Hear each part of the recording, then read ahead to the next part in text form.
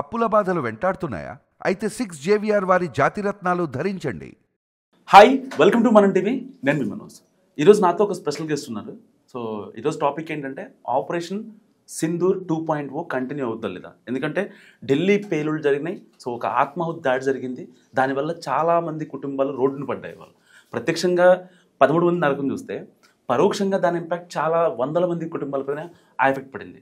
So ఇలాంటి నేపథ్యంలో మరి బోర్డర్లో యుద్ధ మేఘాలు ఆవరించాయా లేదా? సో కేంద్రం సీరియస్ అని చెప్తూనే మరి కేంద్రం తీసుకునే చర్య ఎలా ఉంటుంది మాట్లాడదాం. మనతో పాటు ఉన్నారు X Indian army officer major Oberoi. నమస్కారం సార్. నమస్తే సార్. ఎలా ఉన్నారు sir? I'm good sir. Sir, operation Sindoor 2.0 continue అవుతుంది అంటే ఒక్క మాటలో ఏం చెప్తారు సార్? ఎస్, కంటిన్యూ అవుద్ది. But time and place of our choice. మన ప్రభుత్వం ఖచ్చితంగా దీనికి జవాబు ఇస్తుంది. ఎందుకంటే ఇప్పుడు దీని వెనుక జైషే మొహమ్మద్ ఉందని తెలుసు. అండ్ జైషే మొహమ్మద్కి సపోర్ట్ ఇస్తుంది పాకిస్తాన్ అని క్లారిటీ మనకు ఉంది కాబట్టి సో ఖచ్చితంగా. కాకపోతే నా అభిప్రాయం ఏంటంటే లాస్ట్ టైం లాగా అమెరికా అడ్డొచ్చినా వాళ్ళు కూడా సీజ్ ఫైర్ చేద్దామన్నా ఆగడానికి వెళ్ళి అది ఖచ్చితంగా ఒక పరిపూర్ణమైన రిజల్ట్ వచ్చిన తర్వాతనే దాన్ని ఆపాలి అన్నది నా అభిప్రాయం. సార్, దీంట్లో ఈ ఇమామ్ అహ్మద్ ఎవరైతే ఉన్నారో సో అతనికి ఆఫ్ఘనిస్తాన్ టెర్రరిస్ట్ యాక్టివిటీస్తో సంబంధాలు ఉన్నాయి. సో ఈ రీసెంట్ డేస్లో ఆఫ్ఘనిస్తాన్ ఇండియా కొంచెం స్నేహ సంబంధాలు కొనసాగిస్తున్నటువంటి ఇలాంటి తరుణంలో ఈ ఇమామ్కి ఆఫ్ఘనిస్తాన్కి నిజంగా సంబంధాలు ఉన్నాయంటారా? ఉండొచ్చు. ఎందుకంటే at the end of the day Pakistan ఆఫ్ఘనిస్తాన్కి రిలీజియస్ బాండింగ్ ఉంది కాబట్టి సో ఇమామ్కి కనెక్షన్ ఉందా లేదా అన్నది ఆబ్వియస్లీ వాళ్ళకి టాకింగ్ టర్మ్స్ ఉండొచ్చు, లేదా ఏమైనా బిజినెస్ టర్మ్స్ ఉండొచ్చు. సో ఖచ్చితంగా టర్మ్స్ అయితే ఉంటాయి. అంటే ఉండవు అని చెప్పడానికి అయితే లేదు. బట్ ఆ ఇంటెన్సిటీ ఆఫ్ టర్మ్స్ ఏంటో అది ఎవరికి తెలియదు. బట్ మీరు అన్నట్టుగా మీరు ఒక స్టేట్మెంట్ ఇచ్చారు, ఇప్పుడు ఇండియా అండ్ పాకిస్తాన్ ఆఫ్ఘనిస్తాన్ దగ్గర వస్తున్నారు అని. వాస్తవం చూసుకుంటే 1996 నుంచి ఇండియా తాలిబాన్తో ఒక రిలేషన్షిప్ ఉంది, కానీ మనం దాన్ని ఓపెన్గా ఎప్పుడు యాక్సెప్ట్ చేయలేదు. ఆ యాక్సెప్టెన్స్ 2025లో జరిగింది, కానీ 1996 నుంచి మనం వాళ్ళతో మాట్లాడుతూనే ఉన్నాం.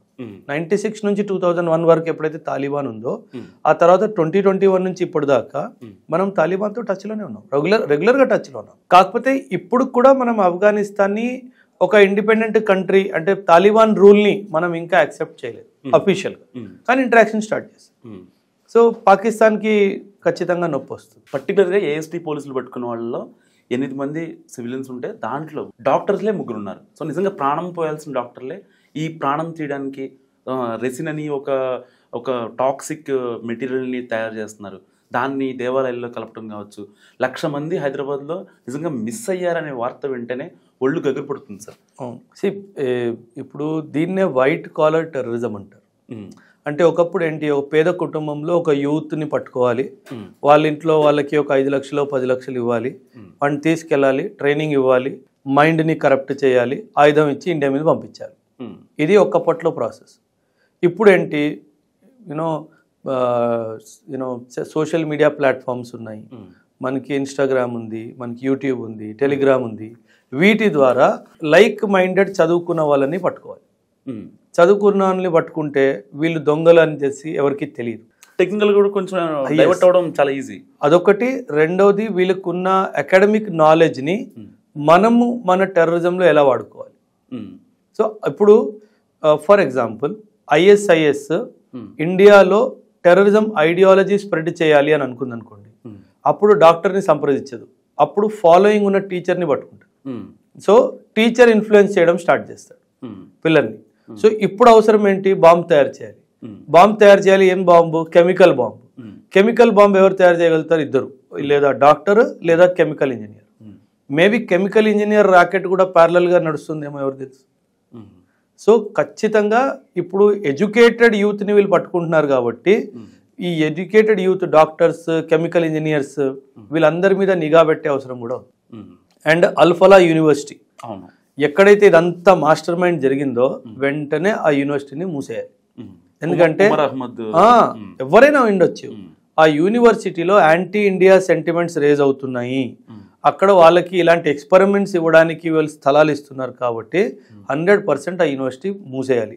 యూనివర్సిటీ మూసేయడమే కాదు, వీళ్ళు ఇన్ఫ్రాస్ట్రక్చర్ ఇచ్చి ఇండియా మీదకి పంపిస్తున్నారు కాబట్టి ఆ యూనివర్సిటీ ఓనర్షిప్ ఎవరిదో వాళ్ళందరినీ కూడా లోపలేయాలి. సార్ పర్టికులర్గా వీళ్ళని ఇంత డాక్టర్స్ అంటే డాక్టర్స్ అయినా సరే ఎవరైనా సరే చదువుకున్న వాళ్ళు ఒక ఒక ఒక థింగ్కి ఇన్ఫ్లుయెన్స్ అవ్వాలంటే అంత గమ్మున మారరు బేసిక్గా. సో వీళ్ళు డాక్టర్స్ ఆల్రెడీ వాళ్ళు సర్వీస్ చేస్తున్నారు, చేసుకుంటూ కూడా ఇవి పార్ట్ టైం ఇలాంటివి మెయింటైన్ చేస్తున్నారంటే వాళ్ళంతగా బ్రెయిన్ వాష్ చేసేంత ఒక థింగ్ ఏంటి సార్, ఒక ఫ్యాక్టర్ ఏంటి? రిలీజనే. మనము చూస్తున్న టెర్రరిజం ఈరోజు ఇప్పట్లో 20th సెంచరీలో కానీ 21st సెంచరీలో ఇది రిలీజియస్ ఇండ్యూస్డ్ టెర్రరిజం. అండ్ అందులో మనందరికీ తెలుసు ఇస్లామిక్ బ్రదరన్స్ ఈ టెర్రరిజం చేస్తుంది. సో ఏమవుతుందంటే సార్, మనము కంపారిజన్ చేసుకుంటే కనుక ఫర్ ఎగ్జాంపుల్ ఒక ముస్లిం ఫ్యామిలీ ఉంది, చాలా స్ట్రిక్ట్గా అన్ని రూల్స్ ఫాలో అవుతున్నారు. ఒక హిందూ ఫ్యామిలీ ఉంది, వాళ్ళేమో ఎంజాయ్ చేస్తున్నారు, వీళ్ళకి అది నచ్చట్లేదు, ఆపడానికి వీల్లేదు, డెమోక్రసీ ఉంది, ఏం చేయాలి? ఇలాంటి పనులు చేయాలి. ఎందుకంటే పగ ఉంది లోపల నుంచి, ఈ దేశం మనకి ఏమంటారు కరెక్ట్గా ట్రీట్ చేయలేదు, మనకి జస్టిస్ ఇవ్వలేదు. అది రియాలిటీ కాదు సార్. ఈ భూమి మీదంతా రిలీజియస్ ఫ్రీడమ్ కాన్స్టిట్యూషన్ ద్వారా ఇచ్చిన ఏకైక దేశం మనది. ఎవరిని ఆపలేదు. నీకు క్రైస్తవ మతం ఫాలో అవ్వాలందా, నువ్వు అవ్వు. నువ్వు సిక్కా, చాలా మంచిది, నువ్వు ఉండు. నీకు జైన్ ఇష్టమా, నీకు బుద్ధిజం ఇష్టమా, నువ్వు ఇస్లాంలో కన్వర్ట్ అవ్వాలనుకుంటున్నావా, నువ్వు క్రిస్టియానిటీలో కన్వర్ట్ అవ్వాలనుకుంటున్నావా, నువ్వు సిక్కిజంలో కన్వర్ట్ అవ్వాలనుకుంటున్నావా, అవ్వు. ఆ స్వేచ్ఛనిచ్చింది మన దేశమే.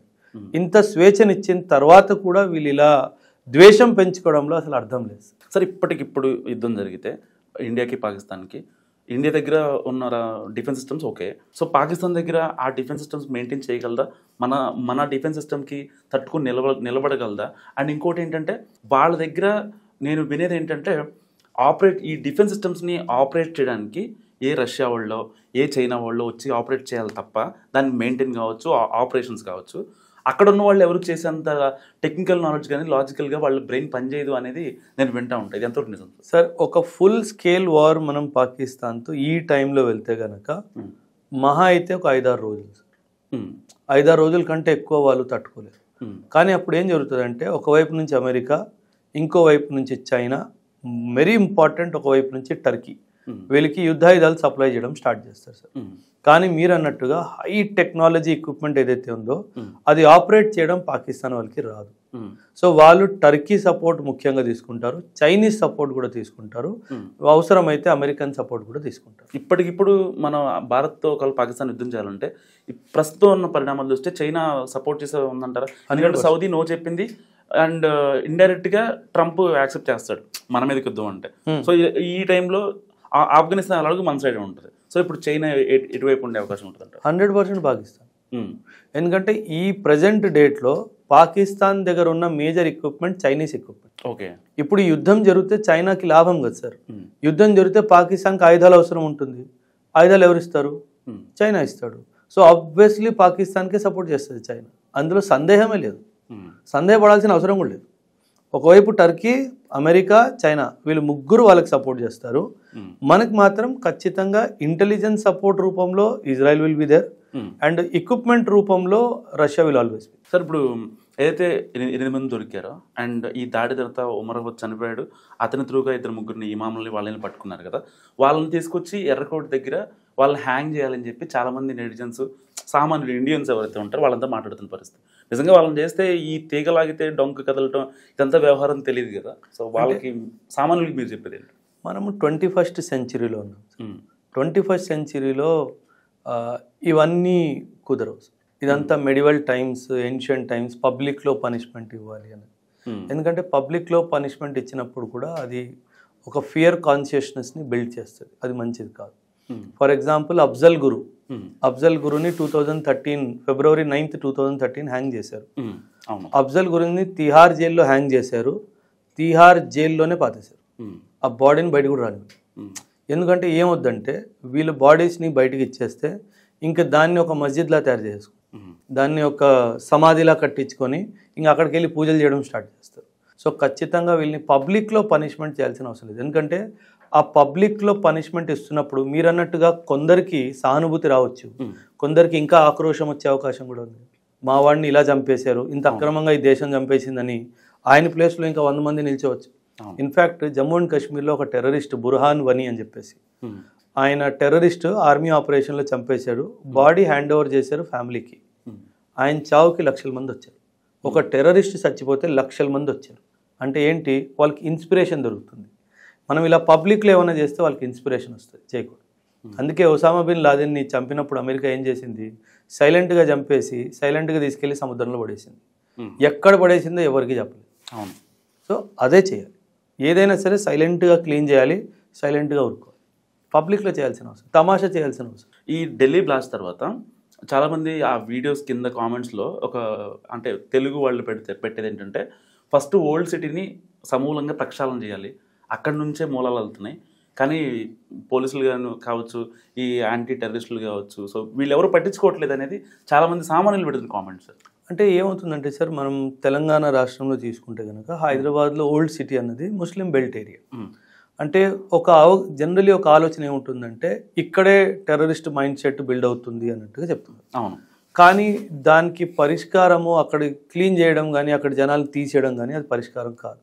ఎందుకంటే వాళ్ళు ఎన్నో సంవత్సరాల నుంచి దశాబ్దాలుగా అక్కడే ఉంటున్నారు కాబట్టి మంది at the end of the day మంది ఏంటి, ప్రజారాజ్యంలో మనకి నచ్చినట్టు చేయడానికి వీల్లేదు. But at the same time మనం ఇన్స్టిట్యూషనల్ కరెక్షన్స్ తీసుకొచ్చి అక్కడ మదర్సాస్లో చెప్తున్న వాళ్ళు స్టూడెంట్స్ కానీ టీచర్స్ కానీ ఏంటి, వాళ్ళ మైండ్ సెట్ ఏంటి, దాని మీద రీసెర్చ్ చేయాలి. ఖచ్చితంగా అక్కడే ఉన్న కరెక్షన్స్ చేయాల్సిన అవసరం ఉంటే ఇమీడియట్గా చేయాలి. అండ్ వాళ్ళు నేర్పించే చదువుతో పాటు scientific study, science, English, mathematics, ఈ సబ్జెక్ట్స్ కూడా నేర్పించాలి. At the end of the day అందరినీ చంపేయడం పరిష్కారం కాదు, మార్పే పరిష్కారం. ఆ మార్పు తీసుకురావడానికి మనం ప్రయత్నించాలి. Thank you sir, thank you so much. So ఇది మేజర్ ఓబ్రాయ్ గారి అనాలిసిస్. మీరేమనుకుంటారో మస్ట్గా కామెంట్ చేయండి. చూస్తూనే ఉండండి మనం టీవీ.